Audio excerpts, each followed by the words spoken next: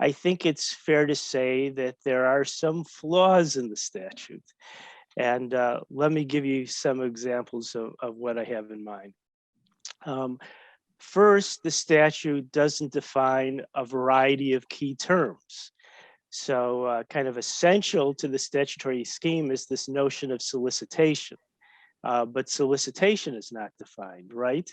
And as a result, not surprisingly, there's been a lot of litigation on that subject, including litigation that went up to the US Supreme Court in the Wisconsin DOR versus Wrigley case.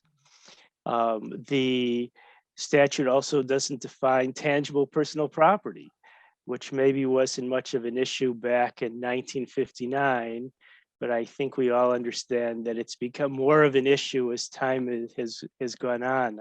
I like to relate that when I was a member of the Illinois Department of Revenue, we were all shocked when the Supreme Court issued a ruling that electricity was tangible personal property. Like, who knew, right? And the statute also doesn't define this notion of business activities within the state, which is very relevant to the subject today. In addition to that, the statute didn't assign responsibility to any administrative body to provide guidance to taxpayers or to state tax departments, for that matter, where such an agency could kind of flesh out the meaning of these terms, or generally to provide additional guidance to taxpayers.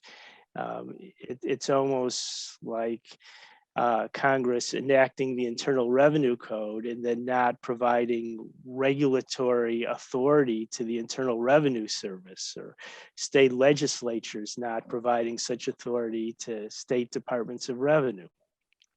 So that's been a challenge, and that's also contributed to litigation, I think, over the years. And then finally, this federal preemption of state tax authority, like other federal preemptions, is kind of written in stone, right? So Congress enacted the legislation in 1959, as I pointed out. That was 60 years ago. And actually, at the time, members of Congress talked about the need to examine the whole subject of state taxation more closely. And likely to come back and revise Public Law 86-272, but they never did. It was simply a statute that was written in stone. And meanwhile, over the course of these past 60 years, the business world has changed a great deal, right? And the way business is conducted has changed in very significant ways, but the statute has never changed.